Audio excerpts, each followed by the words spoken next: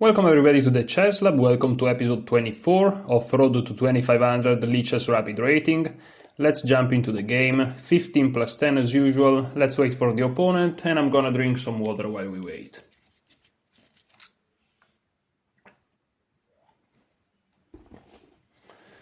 Okay, so I'm gonna go with knight to f3, following as usual Nate Solon's course on the Reti. After knight f6 my move is g3, and here let's see what they're gonna play. Okay, so they play g6, trying to perhaps set up King's Indian or maybe a Grunfeld setup. Here I play b3, that's my idea to counter this dark square bishop on the long diagonal.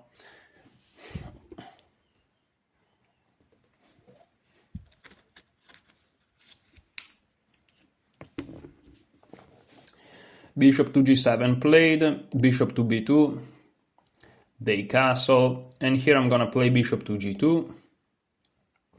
They play d6, their idea is to follow it up with e5. So as you can see, you look at this pawn structure, this is the King's Indian setup.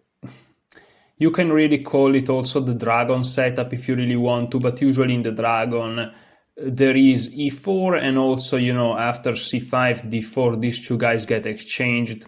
So you can call it the King's Indian. Now they want to play e5, that's why here the move is d4. So now e5 is a little bit more difficult. Here after knight b to d7, they are preparing e5, we castle here. That's the move, and here they go with c6. c6 I don't think is particularly critical, but I admit I don't remember on the top of my head the move. Whereas after d6 I remember it was e4, and knight bd7 I remember is castle. Here after c6 I'm not super sure. I kind of feel like it's c4, but I don't remember too well the reasoning behind it. I guess you want to go knight c3, e4 eventually, but if you play knight c3 immediately you're kind of blocking this pawn. And an alternative you can go for is knight b to d2, which may as well be the best move.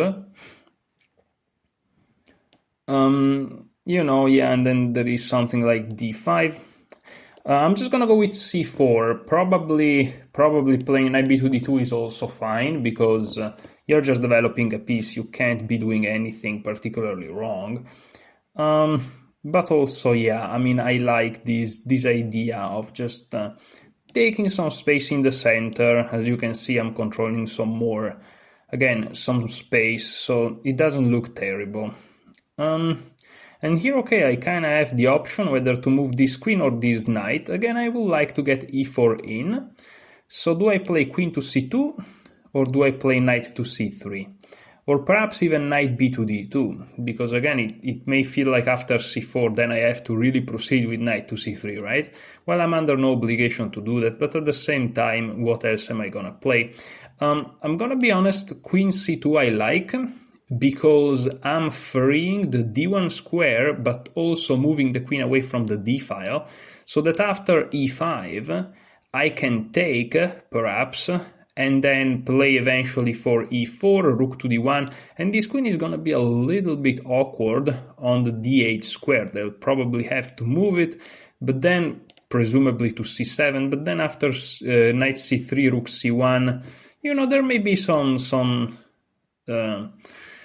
more tactics here on these files.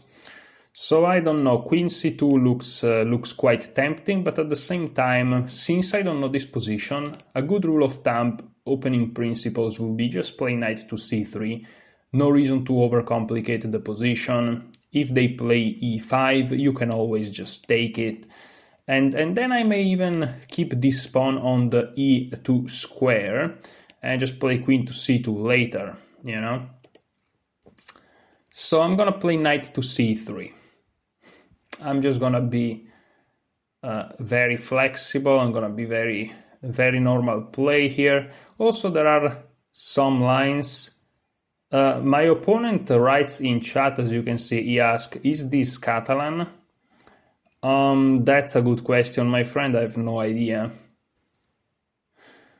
So Okay, he goes back to f8, and here now if I play queen to c2, I may run into bishop f5, but at the same time they're gonna run back into e4. So that's kind of okay. What else can I put my pieces? Usually the queen goes to d2 in those positions, but I don't have to do that. After queen d2 they cannot play e5 though, because after take, they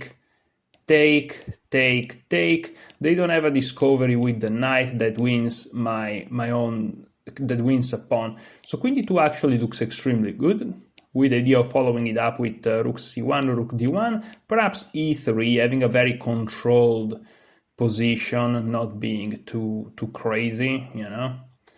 And so I feel like I'm gonna go with this move. I'm also preventing potential bishop h6, which may come hitting an eventual rook that is on c1, a potential rook that is on c1, I should say. And yeah, the position looks under control so far. I'm gonna reply to my opponent. I don't know. Transpositions from one knight f3 are weird.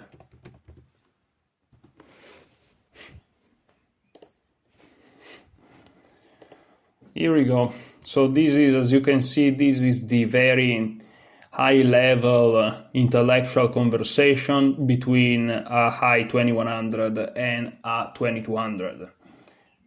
We don't even know what we're doing, basically, which, yeah, it's accurate because it's true. I have no idea what's going on. So h4, I don't think it's a threat. I can just take it.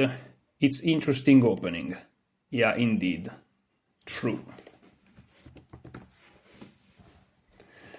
So, okay, here can I play rook f to d1? I can play rook a to c1.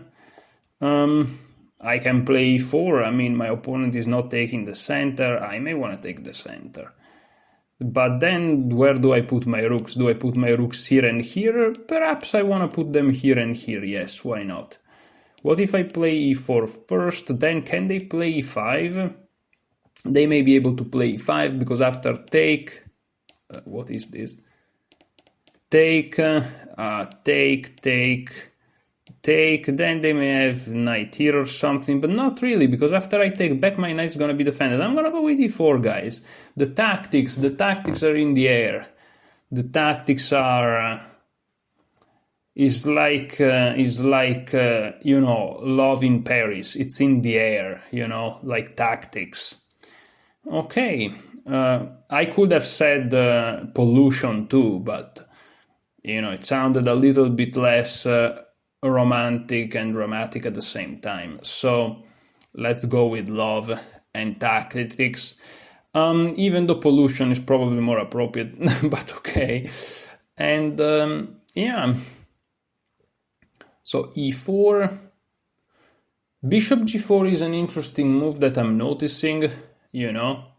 And after bishop g4, h3, it's true that they are kind of breaking my forever dreams of meeting e5 successfully, winning a pawn. On the other hand, I get the bishop pair, which is not the worst thing in the world. He goes for it, interesting. So take. I'm just gonna do it, guys. I'm gonna do it, of course. I'm sure there are ways for my opponent to regain his material and whatnot, but as far as I can tell, it's not as obvious. Because once you know, their idea in the King's Indian is usually to play knight takes e4, but here I can take back while defending this knight. Okay, so they play rook to d2, right? That's a very interesting situation. So they're attacking my bishop. Now, I can, of course, play bishop c1, but then they play rook to c2, and what is happening is that they're hitting my knight. I have to move it, and then knight takes is very, very strong because they're hitting on the diagonal. So I really feel like I should...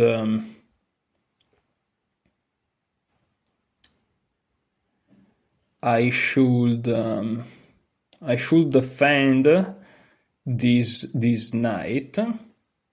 Then they can, of course, sacrifice the exchange. I take it. They play knight here, bishop here. I move. And in the end, I'm up an exchange. However, what can they do is now play for knight takes e4. That's the tricky move situation. Okay. And here I'm kind of in big trouble because the knight's hit. I can play knight f3 then, but then they can sacrifice successfully. So yeah, I think I'll just have to give back the pawn, which is a little bit unfortunate, but it's what happens. Hopefully, I'm not gonna have to give up more than that, but wait, after knight takes, why do I have to give up the pawn? Oh, they're gonna sacrifice here. That's very bad. Okay, so knight here. That's a move that I'm not super convinced by. Because after knight here, what's their idea? I'm not sure. If they just take, I can even play f3. f3 doesn't work though because they take here. I take, they take, I go here, check, and then they save. Okay. But I can just take, right? They take, and then I can just play knight to a4, for instance, and I'm fine. I'm just gonna do it. And they take like this immediately, yes, but now I'm up a pawn. I want to remind everybody. And I want to play knight a4. I just want to play knight a4. And if they take, in the end of the day, I'm going to be my pawn up. So I'm going to do this. Feels okay. Feels like everything is fine and defended. I feel like there were some tactics there. Okay, they play this rook d2 thing, which is all right.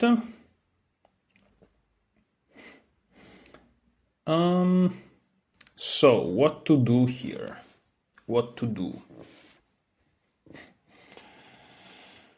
Well, my opponent offers the draw, but you know, I want a pawn, so I'm not gonna take this draw. Of course I can take, they take, and then we have a situation where, you know, I can play something like f3, and the bishop's hit, and they have to go back. And then I can play knight to c3 with the very simple idea of continuing rook d1. And then even if the rook attacks me, they have to take somehow. So I'm gonna go with this. I'm gonna take here, declining the draw offer. Sorry, buddy, but you know, I don't have time to finish the game. Yes, okay, but this is typical, you know, when in Italy, this is, let me tell you something. In Italy, you know, when you're driving your car and let's say you're slowing down because there is a crossroad or something, and boom, they bump you into your car, you know, they hit your car from behind. I don't know how to say it in English specifically, but hopefully you understand. You know, it's, legally speaking, is the fault of the person behind, right? And so you go and you talk to them, and all of these people are always on the phone. And of course, you have to be compassionate because 100% of the times they are, you know, calling their mother, which is in the hospital, and she's very sick. I'm not making this up. 100% of the time, dude. Go to Italy, you know, and well, I wish that you do not accidents. But if you do an accident, I guarantee you, if they were on the phone, is their sick mother in the hospital? It's 100%, dude. So you know what's up, my friend. You know what's up. So yeah, that's just the situation, man. This is humans are just, come on. So Yeah, that's just how it is. It is what it is, dude. It is. So after f3, they go back. And I mean, I can even play. I can even play rook b2, takes, rook here. Oh, they can't even check me here. Oh, that's perfect. So let's start with f3. I don't have time to finish the game, brother. Listen, he resigns. Good game. Maybe it's true that they don't have time to finish the game, but in that case, this is not a justification for me to take your draw. You should think about it, of course, before playing a game if you don't have a lot of time. And what a coincidence, right? That I'm up a pawn, and when I get the advantage, you can finish the game. It is what it is. Okay, we played perfect chess. It turns out that here was equal, something that I'm shocked by. But yeah, my opponent had to run to the hospital because his mother was sick. So that's not what he said, but of course this is a joke that now you guys understand. Yeah, the fact that this is equal, it's truly shocking. I mean, I have one pawn up, and it feels like I'm gonna be able to kind of trade the pieces here. I mean, if I play rook f2, they can take, after the bishop moves, of course. I can take, and then they check me, and they win this pawn. But my plan is not to do that. My plan is to either go knight c3 with the idea of rook d1, or even rook to b2. And the difference would be that, let's say bishop here is just an example, to keep the rooks connected and everything. Here, check doesn't even work because the knight controls this. So I'm fine. And if they trade, again, we enter an endgame, which I'm just a clean pawn up. I'm gonna bring my king to activity, and I'm just gonna start to mobilize my pawn mass. So I don't feel bad at all about this. Okay, so this was game one. It feels like it went well. I won. I gained 12 rating points. Again, I took advantage of the misfortunes of my brothers and sisters, so I'm a terrible person. But, misfortunes always happen when you have an advantage or something. These are, of course, unspeakable coincidences. Let's keep going. Let's play another game.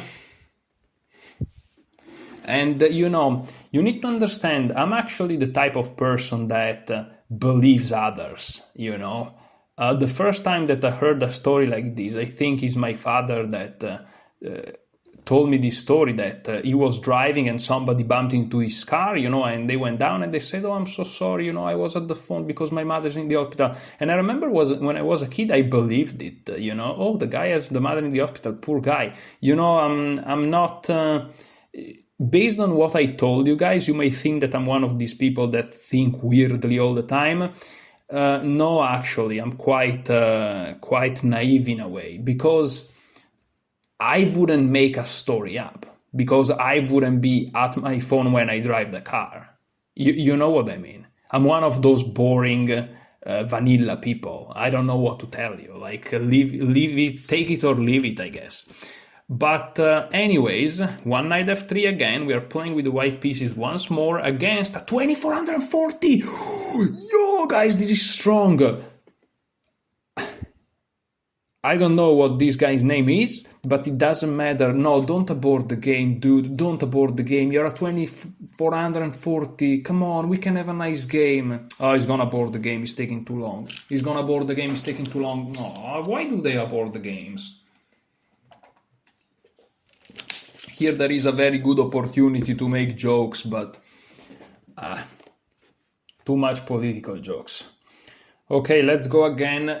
Missed opportunity to play the highest rated player that we played so far in the road to 2500.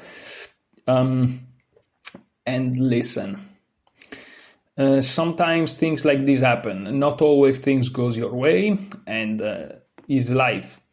I'm noticing my camera is starting to lose some quality because the lightning. is deteriorating, which is I always think that it's 2025 and I still don't have a decent camera. It's just, dude. Okay, so we are playing against Obliviax. There is the icon of the rock climber, if I'm not mistaken, unless I'm completely insane. And that's nice because rock climbing is one of those sports that I don't practice, even though I live in one of the world best places for rock climbing, and I'm not exaggerating, it's actually true, but I don't practice much. I would like to start a little bit, and but it's one of those sports that I don't know. Thinking about it is like a positive thought. I don't know if this makes sense. It's like arm wrestling. I don't do arm wrestling, but I don't know, the idea of arm wrestling I really like. Okay, so my opponent goes g6. Is it? Are we having a deja vu? I'm gonna go b3 with the same idea of going for bishop to b2 as soon as bishop b7 is played. And listen, this b3 approach is not necessarily the best approach, but it's a very practical approach against black players that really love to put their bishop in fianchetto and then start shenanigans all over the board. And this type of move kind of blunts them down in their starting ideas.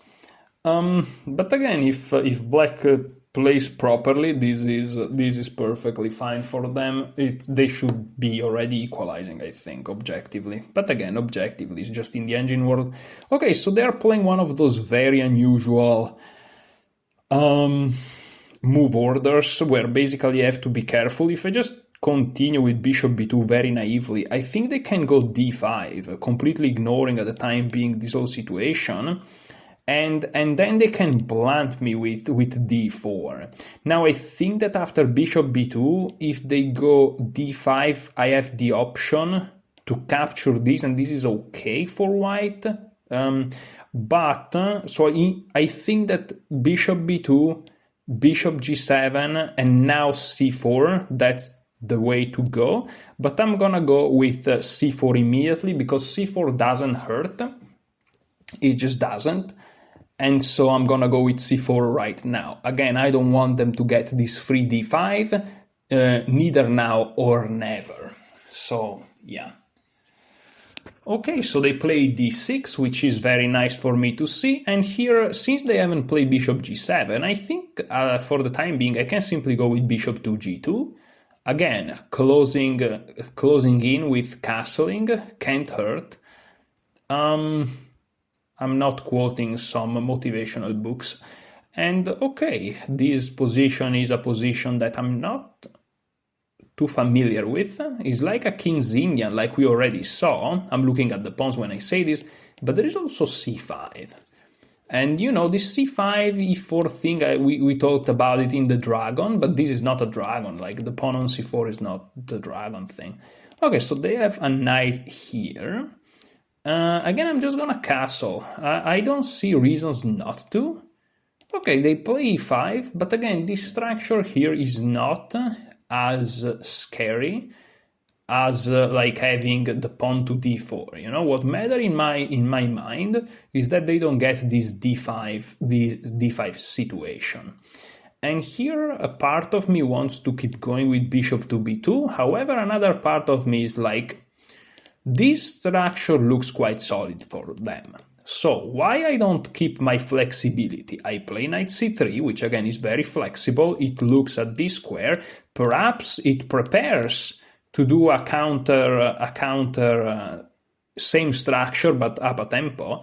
And maybe I want to play bishop to g5 and try to play for the d5 outpost. So as you can see, pawn structure, like Philidor said, a theoretician of the, I think, 1800s, but perhaps he was even in the 1700s. Maybe it was 1700s.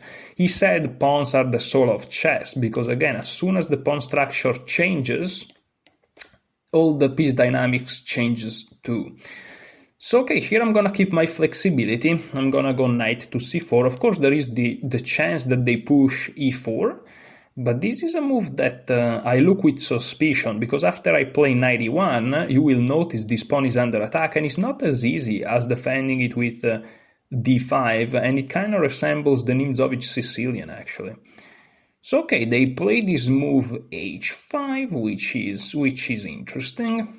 And here I would like to play this flexible move d3, which on one hand stops e4, on the other hand prepares bishop g5, that here works beautifully also against h4, but also it may say I'm supporting e4. I can play e4 immediately, I'm aware of that, but again, flexibility is the name of the game. I'm not super like 100% sure I'm gonna play bishop g5, even though I'm pretty certain of that, but not 100%. So I'm just gonna keep my flexibility with d3. This creates an hanging piece, but is not attacked at the time being, so I think I can get away with it for the moment.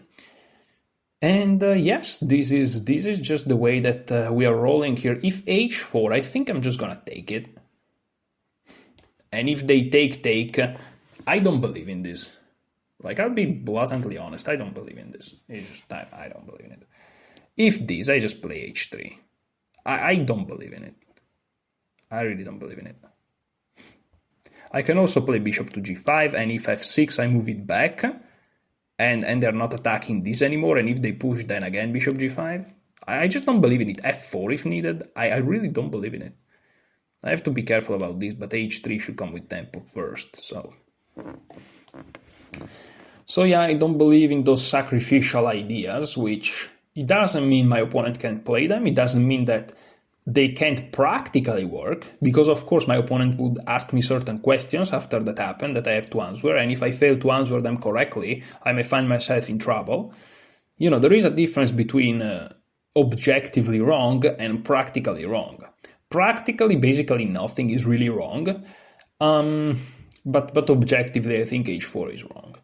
Which is something, you know. If I thought h4 was objectively okay, I mean, that's kind of more of a problem, right? But I think he's objectively wrong. And okay, here, this is a very fascinating structure. We have like this stone wall in the center. This is how it's called when you see these three pawns like this. To not be confused by the pyramid. This is the pyramid, and this is the stone wall. This is like... is pointing towards you, and this is like pointing kind of a small point towards your opponent, you know, it's like the opposite. And it's a very interesting structure, and again, you know, I'm studying in this moment of my chess career, let's say, openings, so I'm basically studying some very basic lines and ideas.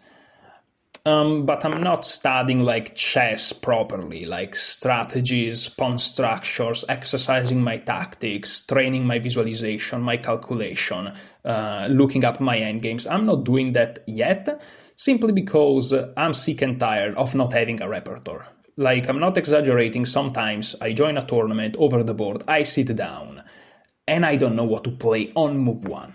Okay, so here I'm just gonna take it, and if they wanna sacrifice it, so be it, at least I don't lose too much time. Okay, I'm expecting a move like knight to g4 or knight to h5. They look very scary, but I don't think they work. And if they work, we are going to learn a very nice attacking and defensive patterns nonetheless. So, after knight g4, I plan to play h3. I don't see how my opponent can... I don't see how my opponent can do anything after that. Like, there is, because, you know, you may say, how do you assess whether or not an attack can be successful or not? First of all, the amount of pieces into the attack against the defenders. Here, of course, this king is the contention point, and there is 0 attackers at the time being, right? And I have 1 defender, and also, like... This rook's dead. It's difficult, right, to bring forces into the game. So here, for example, already, I could play this move bishop takes c6 check. And the reason is it gets rid of a potential attacker, right? However, something else that I can also do, of course, this is hit, this is obviously something that we must notice, I could play bishop g5 here, okay? And this is a very interesting situation, because if they play f6, I'm just gonna go back, not to a random square, but probably to e3 to take d4 under control. And my problem is that bishop e7 can be played, right? That's a little bit of the issue. And after bishop e7 is not so easy, because if I go back, they take, even though that may not be as terrible, because they have taken with the bishop, not with the queen, so their firepower into the attack is considerably reduced. But I can also just consider, after bishop here, I can just consider playing e3, which locks down this knight, and after they take with the queen, I can just consider playing something like f4 even. Takes, their queen's hate, and is not so obvious because this file is also open. So I don't know. A move that I really enjoy though is really this retreating move to e3. And again, if they take like this, again, then I can play f4 actually. And this looks quite decent for me. And again, it feels like I'm not getting attacked. I can also play knight here, knight back. It really feels like I'm not getting attacked. So I'm gonna finishing my development here. Very, very naturally, very normally. There are ideas for them to play something like queen a5, again exploiting this guy, but I wanted to move this guy anyways. So now knight e4 is even stronger, f6 runs into bishop d2, which wins a tempo on his own. I'm actually, no, queen a5 is a terrible move. No, there's no way queen a5 is a good move, okay? Bishop e7, I may actually just want to play... I'm just going to play knight e4. Oh yeah, of course. And if they hit me like this, I'm going to take first and then jump with my knight over to g5 and have a fabulous position. So the only move that they can really play is f6. But the problem with f6 is that he's weakening his light square like monumentally.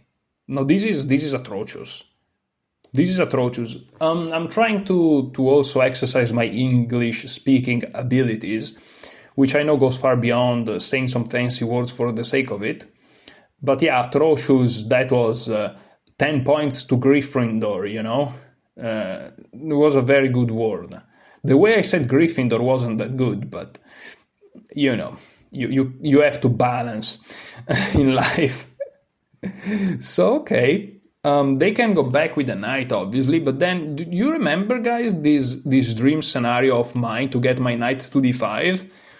That looks very appropriate. So it feels like every move for them is bad. Again, f6 weakens these light squares so much. It is truly like, this is unplayable. Again, I can just go back and they can play this, but then e3, let's say they go back, it's just a simple line. I go here, hitting this guy here, like, so bad. And also in general, bishop here then becomes stronger because this will come with check. It's just so bad. So yeah, bishop e7 probably best move, but I missed and I failed to realize that after bishop e7, again, there is this very nice move knight e4, which is just very nice. And the problem is, again, if they take, well, at that point I can even take with the pawn, which is great. So after bishop here, knight here, if they play f5, once again, I first take hitting the queen, and then I get g5, and then there's no way they make me go out of there. And after bishop e7, knight here, if they take here, well, we already established what happened there.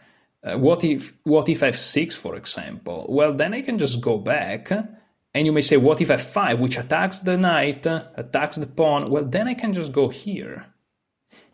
And maybe then they hit me, though. But, okay, then maybe I go bishop to d2. See, that's how you learn to improve your variations. Yeah, exactly. And then, of course, it's not obvious to see what to do. But, again, already I can play something like bishop to e4, which looks tremendous. They take, and then take here, they take here, but, you know, then I have moves like d3 and stuff, and I should be fine. Again, they are down an exchange. And not only that, they're also down a pawn. Am I wrong? They're also down a pawn. Hold up. Oh, they sacrifice a pawn and an exchange. Wow. So yeah, I can give back a pawn and I'm still up an exchange. These things are important to notice because the more pieces get exchanged, allow me the play of words, the more is important to not lose track of material. This is more of an advanced concept, but again, if you are more on the beginner side, it's important to master this.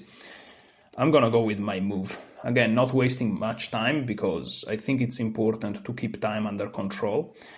But yeah, because you may find yourself at some point, you know, you are up an exchange, so in your mind you're thinking, okay, I can give back some material, and they take one pawn, right? And then they take another, but you're not really taking count of it, and then they take another one, and they start to have 3 pawns and a minor piece for the rook. That's good, you know, for them. So okay, here we win this tempo, which in my opinion is very important, and then we're gonna jump in with the knight. Nothing too fancy there. Nothing too fancy there, and it's pretty hard to dislodge this knight once it lands to g5. Yeah, defending everything here, also opening up this bishop beautifully. Look at that. Look at this bishop. Amazing. Look at this knight.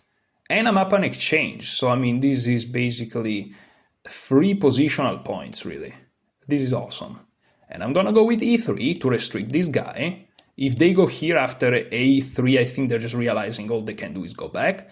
And after I go e3, I may even have this very nice move, bishop f3, which asks tremendously difficult question to this knight. And, you know, that's something. And I can always move and play rook g1. I can kind of, like Hikaru says, I can massage the position. I really like that expression, massaging the position. This is something that if I do it, I most likely lose the advantage, so I'm not going to stay here massaging the position. But, you know, if you are a 2750 or on chess.com you're rated 3300, then you should massage the position and you're going to win all of your games. Like unironically.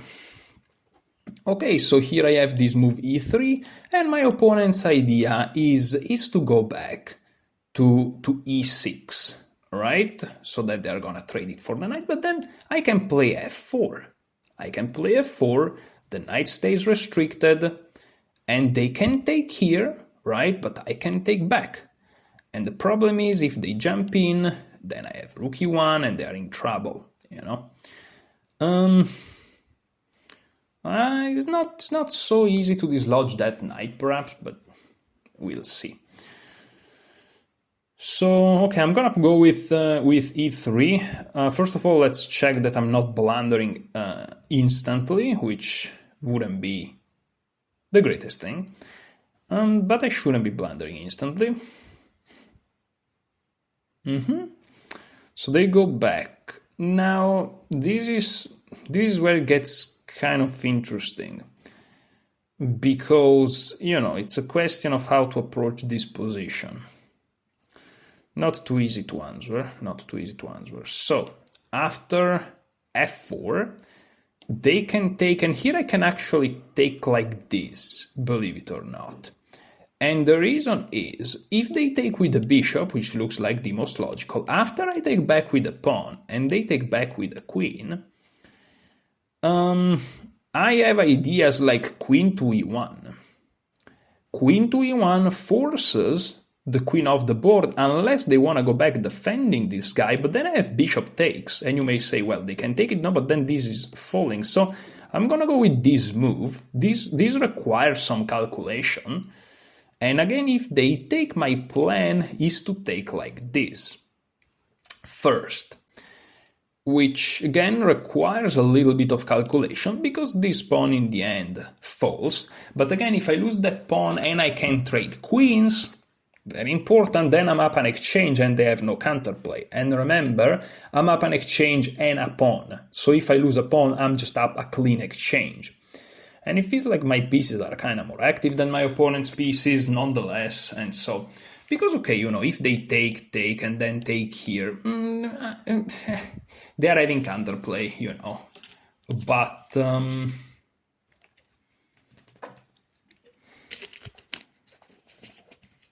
I have that nice intermezzo, which I really enjoy. Again, if they take, I'm gonna take here first. And if they take with the queen, something I haven't considered much, but I thought I just have this. Maybe I'm wrong. Maybe I'm missing some crazy moves, but it feels like I'm not, because after I move here, after the check, let's say, if they take with the queen, they lose the queen. If they take with the knight, they lose the queen anyways. Because again, their king position is weakened. If they had already bishop d7 and long castle in, things would be very different. But as is, I don't know. It's like it feels like they started an attack while being underdeveloped, which it doesn't make so much sense to me. So yeah, but it feels like this is being reflected also in the situation here on the board. You know, it's like Caissa, the goddess of chess, is also saying, yes, this attack for black doesn't really make much sense. But okay, my opponent tried this attack, and again, it's not over until it's over.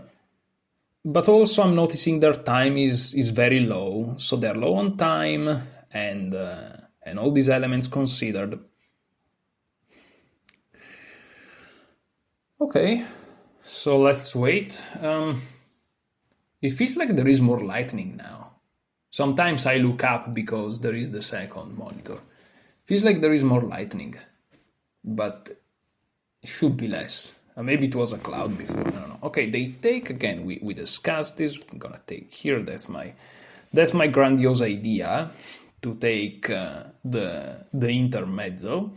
And again, yeah, they take with the bishop. That's probably best. Now I take back, and here I'm about to play queen e1 to defend the weaknesses. Ooh! And they play this fancy move. Wow, that's an interesting move. However, now my spider senses are all activated, and I'm like, wait a second, new weakness spotted, right? What about queen f3? Which improves the position of the queen, targets this pawn, meaning queen takes h4 is impossible because of checkmate, and I'm gonna follow it up with rook a to e1. This is kind of a regrouping, if you wish, and it looks fantastic. It just looks amazing. It just looks awesome. I'm just gonna do it. Listen. I'm just gonna do it. Again, taking here fails miserably. There is this move d5, but again, after the regrouping, I think they're lost, actually. I can also go here. This is terrible. This is just over. This is over. This is just fantastic for me. This is just fantastic. They can't even go somewhere like queen f6, because again, checkmate. So that's really, yeah, I mean, now I'm up an exchange and a pawn, and I'm attacking, and my king is safer. Like, that's insane. That's crazy. That's what in chess you call a free attack, by the way. That's what in chess you call a free attack. So, okay, here I think I want to go rook to e1. They may have d5, but after I play something like rook e5, it's pretty grim. It's pretty grim, my friend. Holy schmooks. I can always play. Yeah, let's go for rook a to e1. It feels like okay. If they go knight g4, I'm gonna hit them with rook takes e6. That's the threat in the position. Rook takes e6 followed by checkmate. You know, this queen is overworked, defending a little bit too many things. And that's just my idea. Yeah.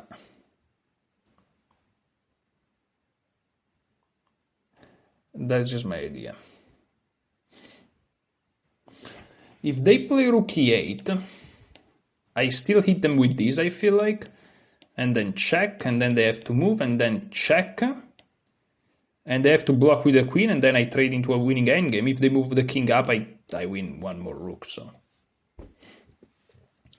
Their position looks quite grim. Okay, they defend. That's nice. They defend. Logical. Now there are a couple of interesting options. For example, d4. If d4 works, is just winning the game, but I don't think it works. However, what if, simple question for you guys, what if I play queen e3? And you may say, what's the idea behind queen e3? Well, the idea behind queen e3 is that I'm attacking the bishop, and if the bishop moves, the queen drops. Now the question is, how do they defend the bishop? It's a good question, isn't it? I mean, I don't know. Do they defend? Now, my question is there a difference between queen e3 and queen to e2? I don't know. Maybe. I mean, I have no idea here. I don't think so. Queen e3 stays more looking at this side of the board, prepares d4. So I'm going to play this. Queen here, knight here is the only critical move, but here, see, that's critical. You have to check it. But I just play h3. I think should be fine. Yeah, I think I'm fine. But you have to check the critical moves. And here after queen to e3, it feels like I'm winning a piece and I'm already up the exchange. Again, I think knight g4, queen takes h4 is a practical good attempt, but other than that, I'm expecting resignation. But no, it's a good practical attempt. Of course, I mean, you're threatening checkmate, you try it, right? You go here, you go here, you go here, and if your opponent is completely like hallucinating, you just you checkmate them and it's over. Like threat of checkmate is a good attempt. Now let me see if I have some, like for example, bishop takes is interesting, and if they take here, I take here, but let's just play h3. And let's finish it up. Let's call it a game. Let's call it a game. Yeah, resignation. Okay. They try to offer the rematch, but I'm not gonna take it because, as you know, guys, I like to, analyze the game and do these boring things called trying to improve at chess. Unironically boring things. And let's ask the game is already analyzed. Oh, okay. So, oh my, what? So I'm playing decent today. Oh, I'm playing decent today. Okay, I'm playing decent today. However, we must say that my opponent, kinda threw the game with h4, and then I just kept the advantage. Yeah, but I played well, right? I played very precise, not like engine precise, but very precise. And yeah, I mean, my opponent didn't perhaps put the most resistance, but even this move here, this sequence is best. I played I was in tune with the position, which usually when here the advantage is increasing. Usually, when you are winning, you kind of lose the touch with the position. Here instead, I was always in tune with it. So I played very well, defended very well. Again, from this moment here, which is here, for the engine, you don't make inaccuracies because if it was back in the days, I think that Lichess would detect some inaccuracies perhaps, but as is, like for example, here I'm going from 2.9 to 2.1. As is, the Lichess analysis is like, no, okay, this is fine. Okay, so I'm gonna play a third game because I would like to get a loss in.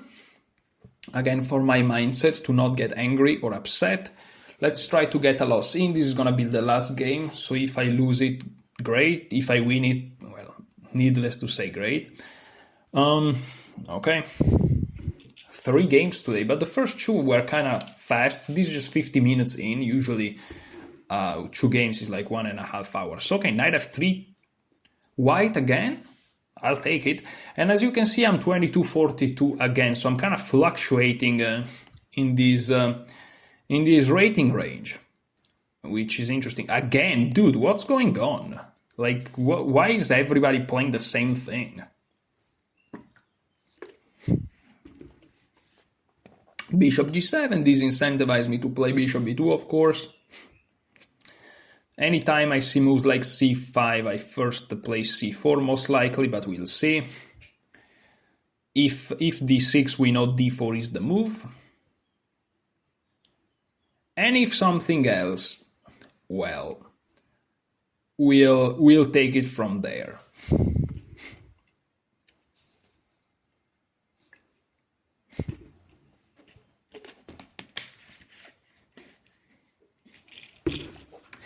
I don't remember what to play against the proper Grunfeld setup in the King's Indian transposition. I think the move is c4 though. I'm gonna go with c4. Yeah, because if they take nothing up, yep, here we go. Yeah, if I just castle, I think they have c5, c4, d4, and I think we have been there. Knight c6, I think we have been there. I think this is not that good. I think I have to first try with c4. Not super sure about this, but I think so. And if they play c5 now, after c takes, if they take with a knight, they trade their powerful King's Indian bishop, or dragon, or Grunfeld, call it whatever you want to call it. And again, if they take with a queen, well, dude. Okay, so they play c6. So we managed this time to improve on previous games. We managed to limit their expansion. So I'm just gonna castle now to avoid any trickery on my king. And c6 is a very interesting move. So proper Grunfeld setup in the King's Indian move order trick, let's say. And then they play c6. I think this is something that I've never faced. I also think that castling can't be too wrong, if at all. So let's see. I noticed, by the way, that my performance with the white pieces is so superior to the performance that I have with the black pieces. Is not even close. It's not even close. Which, it's something, I guess. Something interesting to notice, I mean. Okay, so here how do I continue? Because this is tricky. This is tricky, because if I play knight c3, I don't want to get hit by d4. I don't like this. If I take, taking like this or like this feels like it's wrong, but what if they take with the pawn? What if they take with the pawn? There is an idea of like playing like this, but no, but then they can hit me with knight c6, so it's not super easy. It's not super easy to move here, because any move I play feels like it has like some huge negative aspects. I can go d4, for example. You can't never really go fully wrong with d4. I wouldn't even have the asymmetrical pawn structure. I mean, I would have the asymmetrical pawn structure, which is okay. I'm up a tempo in the end. d5 is out of the question. If they take, like, I have a decent position. If they develop this guy or play this, I can take. If they take with the knight, I push. I still win tempo. And if they take with the pawn, they have their problems. So I'm going to go with d4. d4 I don't think is the correct approach in this type of positions from the point of view of the course. I think it's playable, but I think that the approach by the course is to play a little bit differently. But okay, d4, again, you can't go fully wrong with d4, can you? And I've played in the past more suboptimal perhaps, or not suboptimal, but like slightly more passive setups with d3. I remember one game specifically. I don't remember the game, but I remember that in one game it happened. And the engine doesn't like it too much, but also for me, because you also have to follow like what you like at some point. And like I just prefer to play d4. Okay, this is a very interesting move. On bishop g4, what I usually play is the move h3, and if they take, I just tank them for the bishop pair. That's just what happens usually here. And that's what I'm gonna do, I'm gonna play h3, and I'm gonna remove bishop takes f3. And they just gave me the bishop pair like this. Maybe they have an idea of a follow-up, but until then, I'll cheers to that.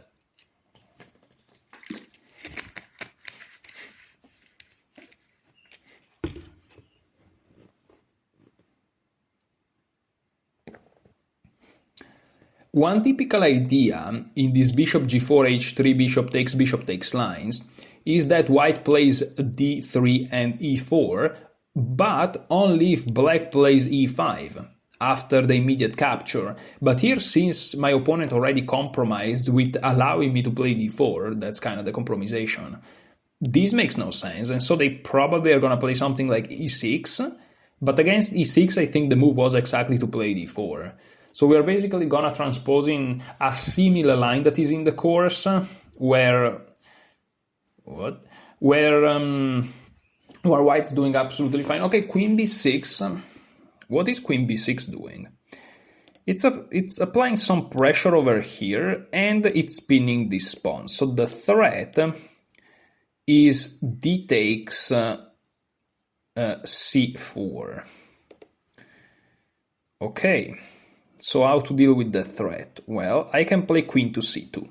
The queen stays magnificent on c2 because it's controlling the e4 square, making it impossible for the black knight to jump in. It's also defending the bishop, so after pawn takes, we can both take with the pawn, we can also take with the queen if we really want to be fancy.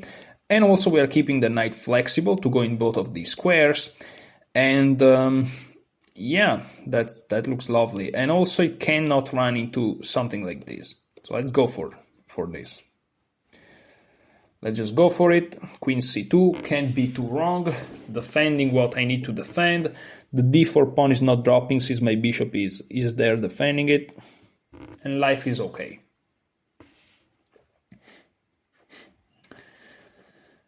And life is okay. Again, I keep my... I don't know, I simply keep my bishop pair. Which again, the bishop pair, you don't have to put it on a pedestal, but at the same time, the way I think about it, which is something that I realized eventually studying a bunch of Grandmaster commentary and stuff, is better have it than not have it, Why would you prefer to have nothing, you know what I mean? So at least you have that. So here usually you take, but in this position, they take like this, and they're kind of opening up their C file, which I'm not a big fan of. But on the other hand, the position is relatively close. It may be fine. It may actually be fine to do this.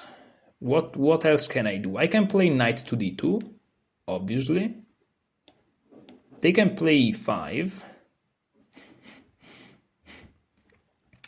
And e5 is a little bit annoying, I must say. But I can take. They go here. And then I just drop back. And I don't dislike my position. Do I like it, though?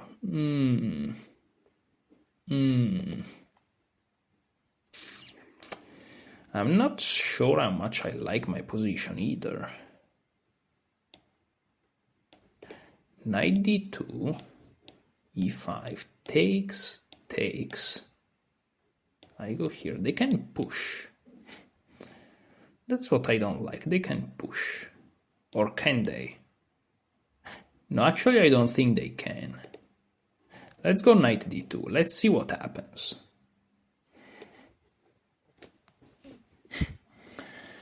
I'm just developing my pieces, nothing too crazy.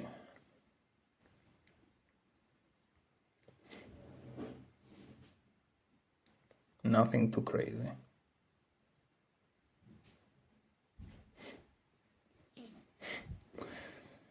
Okay, they go there, but this doesn't feel critical for some reason, so I'm fine with that.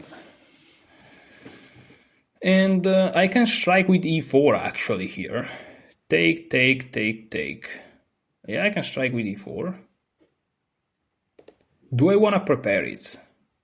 Do I want to bring my pieces into the center? Do I want to play something like a rook a to d1 first or something? My opponent offered the draw, but why do you offer the draw, dude? Like, we're trying to play chess here. Come on, man. We are trying to play chess, dude. What's happening? Man. Trying to play chess down here. I'm gonna go with this. I'm gonna go with this move, rook a to d1.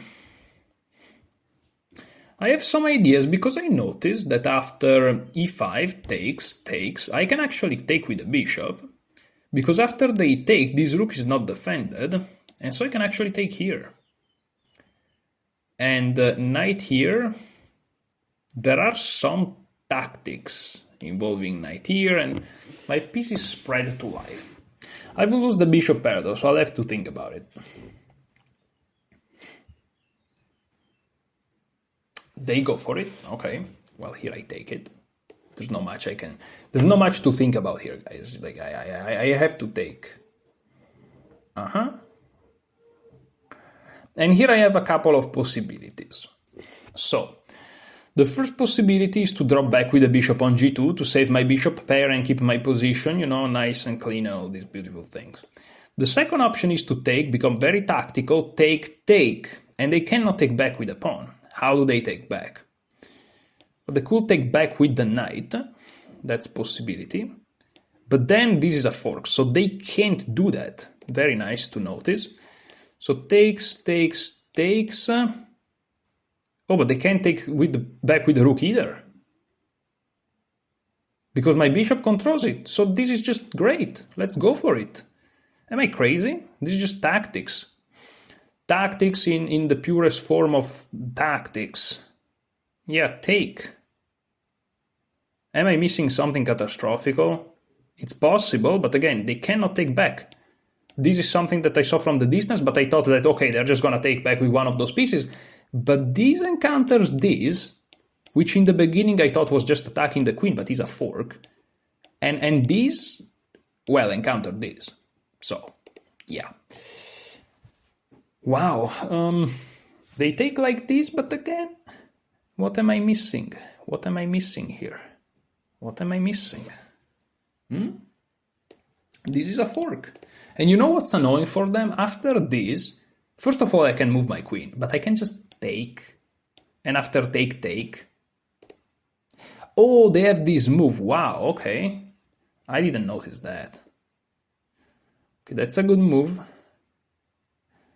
I never like it when my opponents play good moves. You know? Are you shocked by this revelation? You should be shocked by this revelation. So what can I do here? What can I do here? What can I do here? So if I take, they're gonna take my queen. That's something that I would like to avoid. Believe it or not. I'm not into that.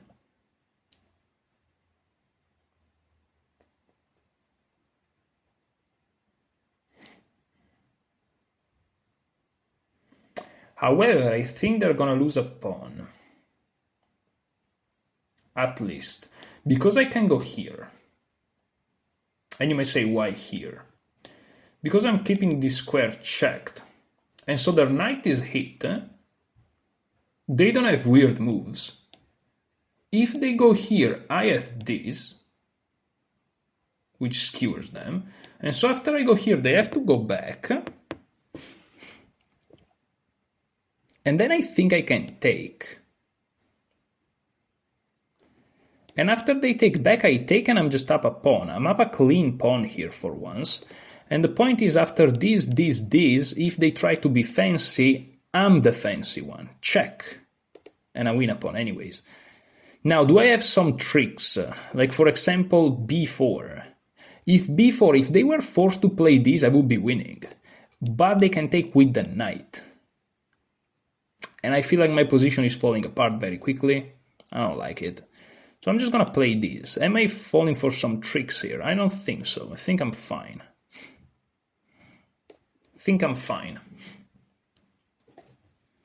Again, I think it's very important to prevent rook g5 because rook g5 was threatening rook takes because this is pinned, but as is, this is an illegal move.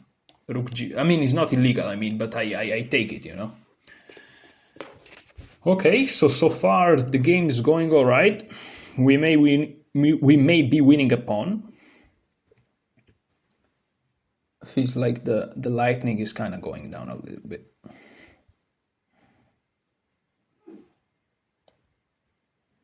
And we'll see.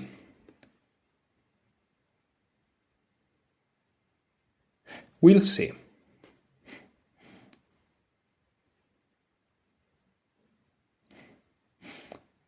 We'll see what will happen.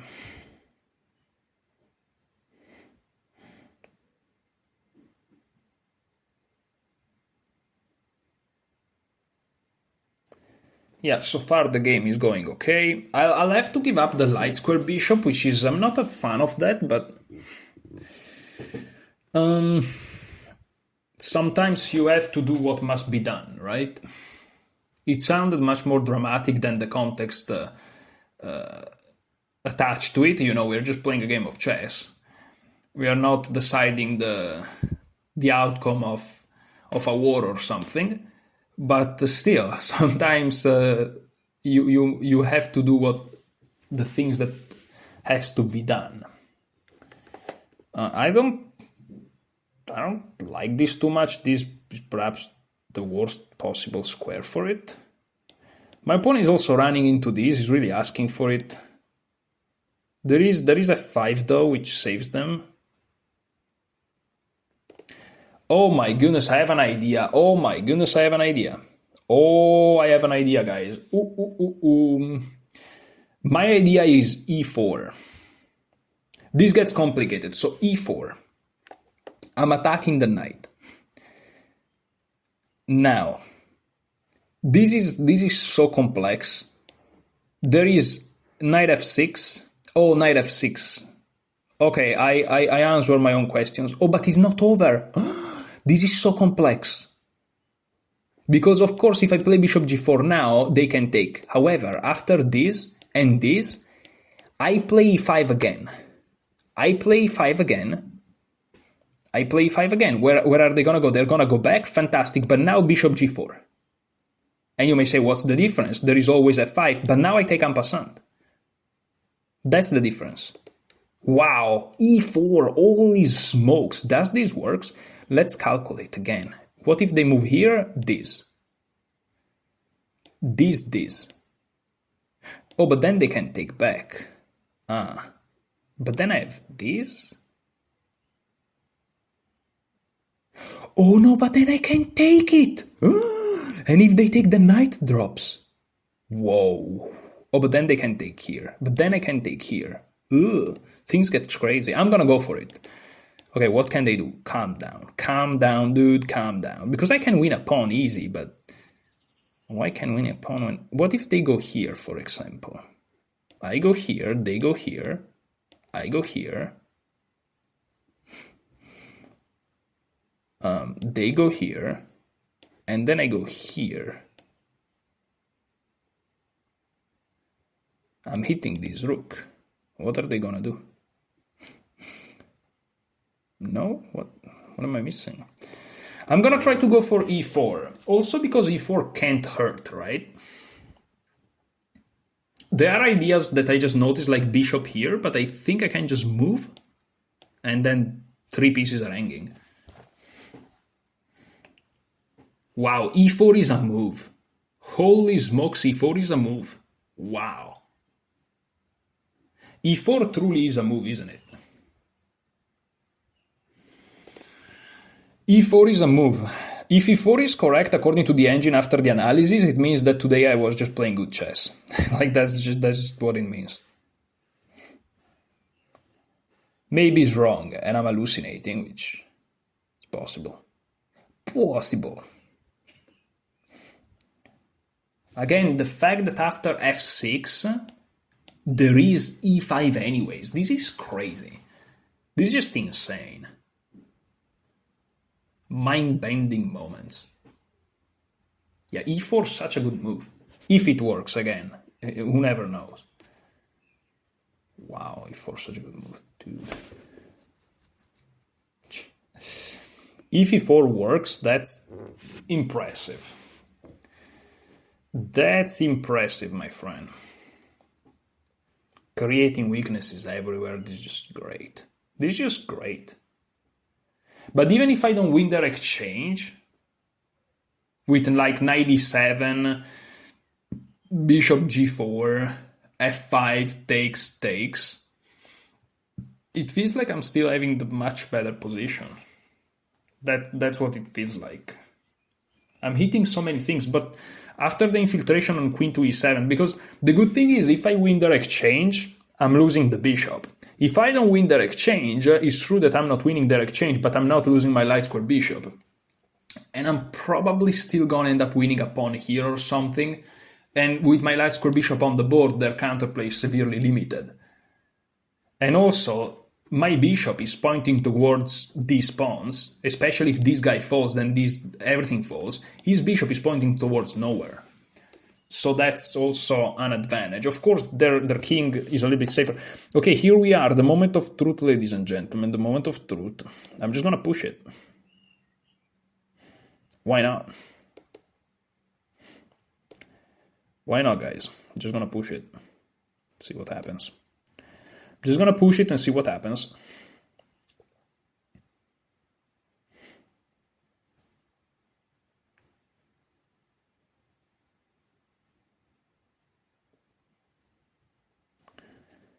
I'm just gonna push it and see what happens. There is this move knight h5, which is wild.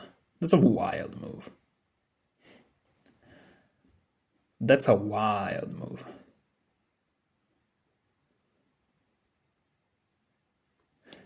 Because bishop g4, knight takes. What? But after bishop takes, well, rook here, here. That's a wild move. Takes, I drop in. Yeah, there are some wild moves here, guys. There are some wild moves, but I think I'm fine. Because in the end, this falls and this guy should win the game. Knight h5, critical attempt. Massively critical attempt. Knight h5 is ridiculous.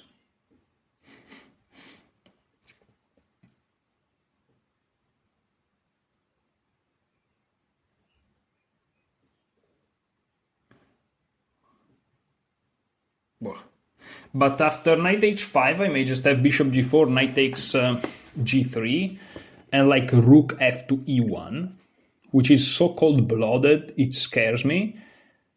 But again, if that's the move, okay, they sacrifice the exchange. I'll take it. I'll take it. I'm not gonna complain, and I'll take it. As you should. I was about to play queen d7, which hangs the queen, so I have to kind of be a little bit careful. So first of all, let me try to consolidate my position here, shall we? Shall we consolidate here? Shall we consolidate, huh? So I'm just improving the position of my pieces very nicely. Queen f5, of course, I saw that. There is bishop to g2. There is also king to g2. Which one do I prefer? I actually prefer king g2, believe it or not. It may be a little bit riskier, but you also have to think, like, if you are up an exchange or if you have the rook for the 2 minor pieces, how active are the rooks, you know? And it feels like my rooks are extremely active.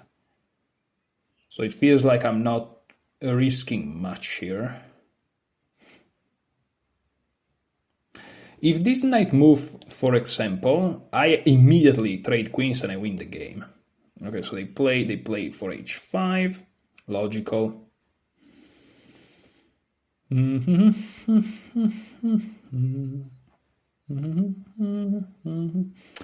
So what if I play queen to d3, for instance? Because I'm trying to start to kind of get into their position. They may go here. I can play queen f4, of course, and then going into this endgame, which should be winning, but it doesn't look too good. No, but then I infiltrate. That has to be crashing, right? Yeah, that has to be crashing. Yeah, queen f5 is just crashing, isn't it? This has to be crashing, yes. I mean, no. I'm gonna go for it. If this endgame is not crashing, I don't know what is.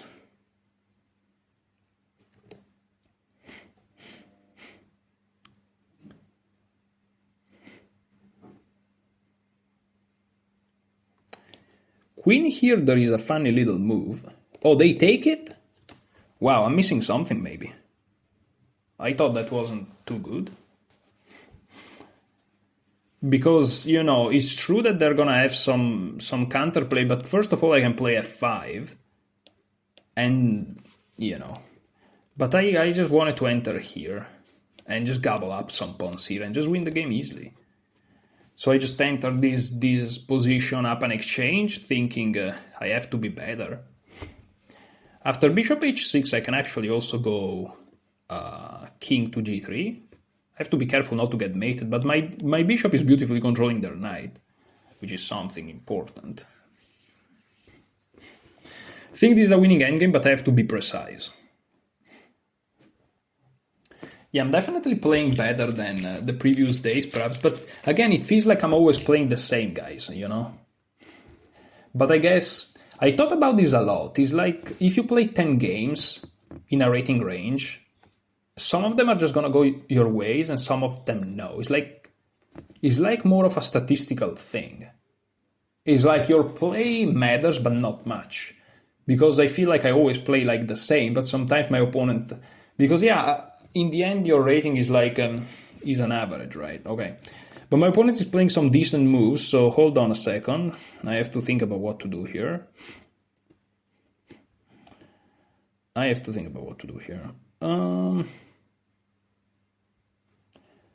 really want to infiltrate. How do I do this?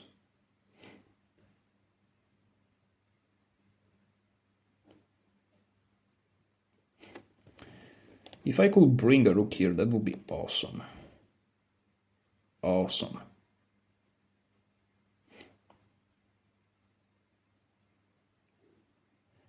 So what can I do? What can I do?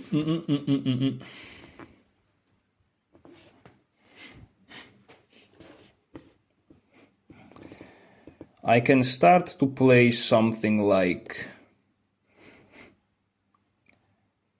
a rook here. This move feels safe.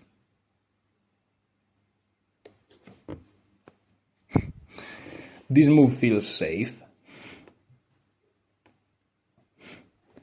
If bishop here, I just want to go here. And again, after that, their pieces are actually quite stuck. And if they sacrifice this pawn, I'll just take it, dude. Bishop here. I have to be careful not getting mated there. Wow. I may be getting mated.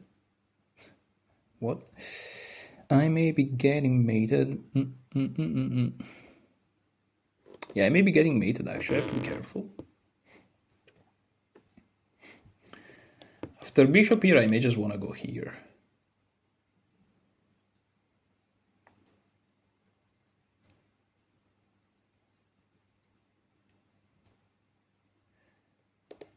No, but after bishop here, I have a rook here, it feels like. But then there is knight here, but then there is a rook here. Things are getting murky, which is in favor of my opponent and not on me.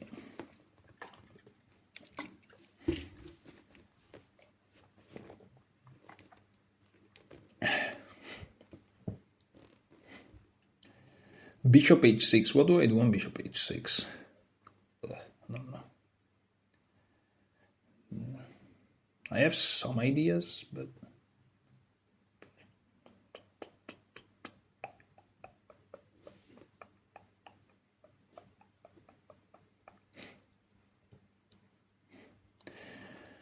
yeah, probably... Bishop h6, probably this move is actually quite good. If they take, I take. There were some ideas of trapping my rook there, actually. Okay, but now I can go here, right? That was my dream since I was a little kid.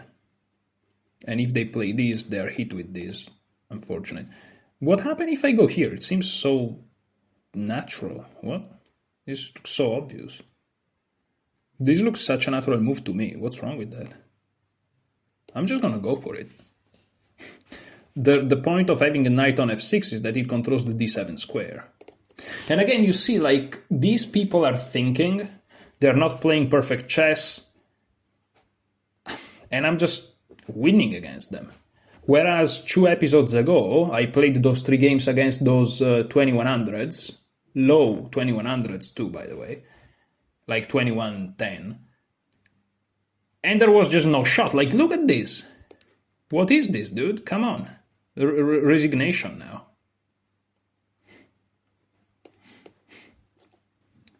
Yeah, GG, I mean, what do you gotta say?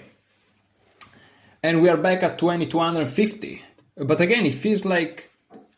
Again, guys, when I play against those 2100s, right? And I start to be like, oh, I think maybe they are cheating and stuff... is because, again, when I play against these guys here, these guys at 2169, like, it feels like there is so much difference in their level. It's not just that, okay, this guy makes some mistakes, but it's such a massive difference. Like, the 2100s that I played a couple of 2 episodes ago, they were so much stronger than all of these people, and also yesterday's people. It's unbelievable. You know, it's... You don't even get to play good against them because they play so well. And yeah, here my opponent for some reasons offer me the draw on move 12 for no reasons at all. But okay, and here again, I think that as you can see, I never went to -0 something. So I think my approach is correct here to play d4. Look at this. So slowly but surely, when you play an opening, you kind of improve. And here after bishop g4, I'm going from plus 0.6 to plus 0.2. But okay, this is an approach that I already seen. As you can see, it's not the end of the world. And here I'm following it up correctly. Perhaps queen b6 by then wasn't like super precise. And rook a to d1 is great. Look at this. Perhaps even best move. Nice. e5, I just take it. And here bishop takes c5 is not perhaps the absolute best because, again, there are complications. And here queen c5 and here queen d2 equalizes. The rook goes back and now e4. And here they had to play knight c3. Whoa. What? Makes sense though. Makes sense because if I play something like bishop to g4, then I have to be careful about moves like this. Even though after this I don't know what's going on. Perhaps they just go back and they're ready to give up the 2 rooks for the queen. Rook c1, here. Absolute crazy shenanigans. It feels like white is to be preferred, but no, it's actually objectively equal. But they play knight f6 again. Against those 2100s, they would have played knight c3 100%. And elaborate all the intricacies in 10 seconds, by the way. Yeah. But okay, this guy, of course, very complex position, and he makes a blunder. Again, you may say, well, but they make blunders. This guy is not even 2200. Like, there are people that are rated 2600 here. Like, a 2200 in complex position is gonna make a blunder. Because if he doesn't, he's not rated 2200. 2100 is rated more, right? And when I play those low 2100, they play perfect chesses. Like, it's not normal. Like, it's just not normal. Like, I have a point. That's what I'm saying. Okay, so here they took. It turns out that giving up the exchange, all things considered, is fine. The mistake was made previously, okay. And here I just have such a beautiful position. Yeah, here, yeah, rook e7. Yeah, of course, rook e7. I don't know why I didn't play rook e7. Was I afraid of what? I was afraid of h4. Why? Why being afraid of h4?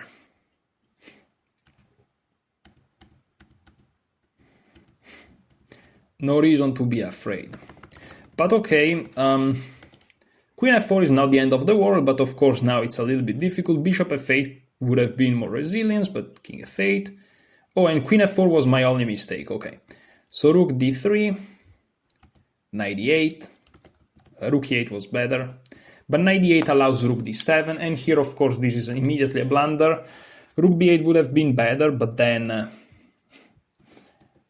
I find ways to simplify, to trade the rooks, and I'm just up an exchange, and the position is winning. But rook c7, of course, blunders, because I remove the defender, they have to take, and then this guy falls, and my opponent resigns. So today, 3 out of 3, I noticed that when I play with the white pieces, I have a much better score. I think that Nimzovic Sicilian is just a bad opening, to be honest, and also certain lines that Solon gives against the Alapin are just not convincing, but I made a video and also a Lice study on that. I wrote a chapter on that, arguing my reasons.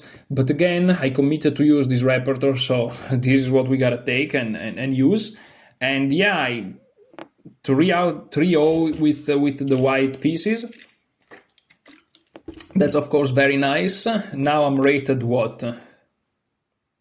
2252, so I'm back at reasonable rating. Why not? Maybe we're gonna try to push for these fatidical 2300s in the next week, right? There is the weekend now. There is Eastern. I'm not sure I'm gonna be able to record in those 2 days. More than want to record, because I'm gonna go around with family, with friends. So I may not just be in the mood to record a video. Having said that, if I won't record videos, happy Eastern. Wish you and your families good holidays. Thank you so much for watching. Enjoy your chess.